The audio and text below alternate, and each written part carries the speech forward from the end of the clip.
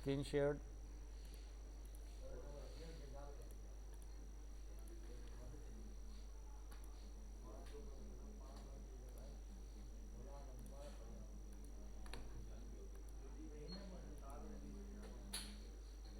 Okay जी।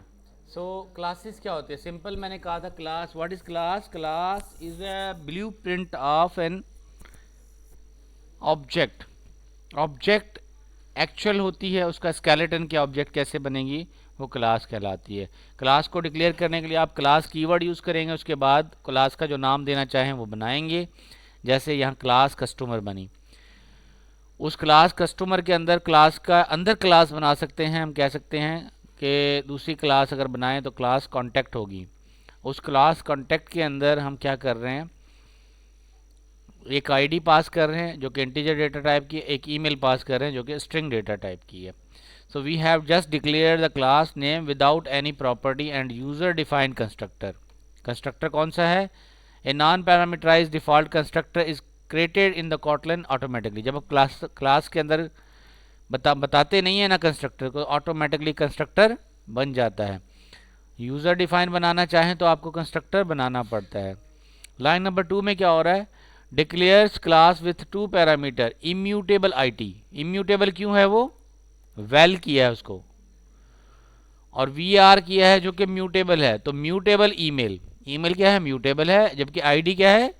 Immutable. ID को change नहीं कर सकते, ईमेल को चेंज कर सकते हैं। ठीक है।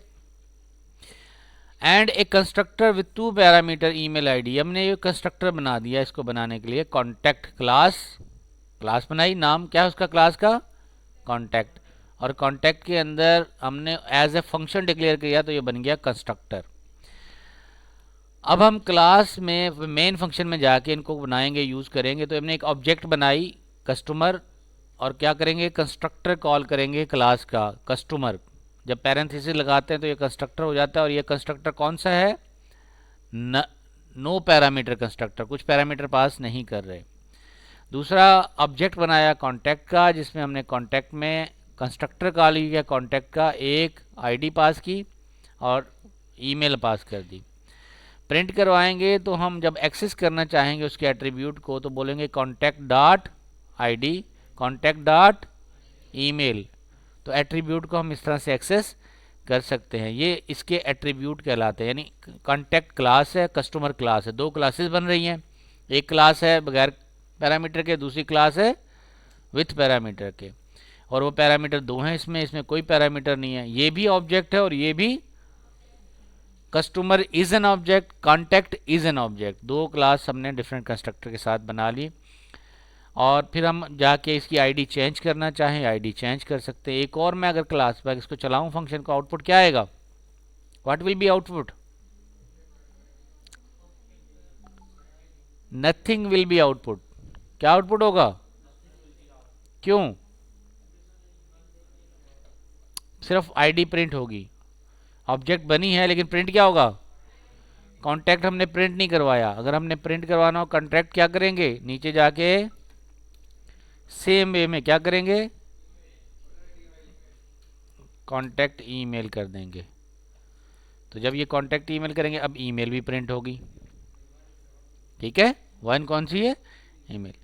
अच्छा, कस्टमर कोई नहीं बनाया मैंने, उसमें कोई वेरिएबल नहीं है, कोई उसमें डेटा टाइप नहीं है। तो इस तरह से आप सिंपल बाद में जाके ईमेल को चेंज भी कर सकते हैं। कैसे? मैं अगर नीचे जाके ये मैंने प्रिंट करवा दी ईमेल, अब मैं बोलूँ contact dot email is equal to what? Your mail, your at the mail mail dot com. ठीक है। और फिर यही काम करें क्या? तो क्या प्रिंट करेगा वो? करेगा। अच्छा, कॉन्टैक्ट सही लिखा, कॉन्टैक्ट पूरा लिख लें भाई। कह रहे कॉन्टैक्ट सही लिखें, फिर डॉट नहीं लगाया। ऑपरेटर सही लगाओ, डॉट। फिर इंसर्ट वाला ऑपरेटर चला गया, MAIL।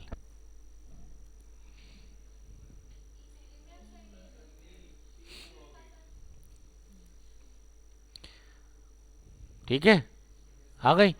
तो इस तरह से आप किसी ऑब्जेक्ट की प्रॉपर्टी चेंज कर सकते हैं। तो इस तरह आपकी एक क्लास बन जाती है। सिंपल क्लास बनाने का तरीका है। जेनरिक क्या होते हैं? और मैकेनिज्म जिसके अंदर हम जेनरिसिटी बताते हैं, mechanism that become a standard. अच्छा, क्लास समझ में आ गई आपको? क्लास क्या होती है? एक आ गई, हमें 10 मिनट के अंदर कवर कर ली। अब जेनरिक क्लासेस बना रहे हैं। जेनरिक क्लासेस क्या है? क्लास म्यूटेबल स्टैक, और इसमें क्या स्टोर करेंगे? वार आर्ग। पता लग गया ना वार आर्ग का मतलब क्या है? वेरिएबल आर्ग्यूमेंट का मतलब है एनी नंबर ऑफ आर्ग्यूमेंट। ठीक हो गया। इसमें क्या पास करेंगे? वार्ग आर्ग item.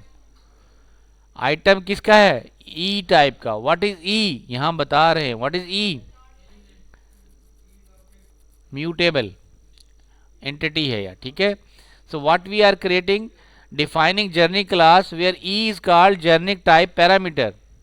Generic type at the use site it is assign to the specific type. आगे जाके हम बोलते हैं ई का मतलब था इंट, तो इंट बन जाएगा। ई का मतलब है स्ट्रिंग, स्ट्रिंग बन जाएगा। जेनेरिक टाइप कोई भी टाइप हो सकती है।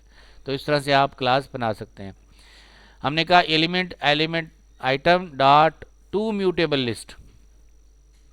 आइटम्स के अंदर हमने फंक्शन कॉल कराया कौन सा? To mutable list. तो जो एलिमेंट स्टोर होंगे वो म्यूटेबल होंगे, मतलब चेंज किया जा सकता है उनको। तो क्या लगाया इसके साथ? वीएल। लेकिन इसके साथ टू म्यूटेबल लगा दिया तो ये वीएल म्यूटेबल बन गया। और ये प्राइवेट मैं समझा चुका हूं आपको। पब्लिक प्राइवेट क्या डिफरेंस क्या है? प्राइवेट का मतलब है इसको इस क्लास से बाहर एक्सेस नहीं किया जा सकता। पुश मेथड है जिसके जरिए हम एलिमेंट इसके अंदर धकेलते हैं, और पीक मेथड है जब रिट्रीव करते। पॉप का मतलब है रिट्रीव करते हैं, और पीक लास्ट एलिमेंट को लगाता है। Element last is called peak. हम कहते हैं पीक पे पहुंच गया, मतलब आखिरी एलिमेंट आखिरी हद तक पहुंच गया। इज एम्पटी पहले एलिमेंट में अगर खाली हो तो इसके लिए इज एम्पटी मैसेज, और साइज निकालने के लिए इस्तेमाल होता है। तो इस तरह से आप जेनरिक क्लासेस भी बना सकते हैं। ऐसी क्लास जिसमें मैं बताना चाहूँ जब वो जाके बनेगी उस तरह की ऑब्जेक्ट की बन जाएगी। तो यहाँ पे आप म्यूटेबल ई स्टैक आर्ग्यूमेंट जेनरिक क्लासेस भी बना सकते हैं। फिर इनहेरिटेंस का कंसेप्ट है, फिर फ्लो क्लासेस, फंक्शनल कलेक्शन, ये सारी चीज़ें आएंगी। तो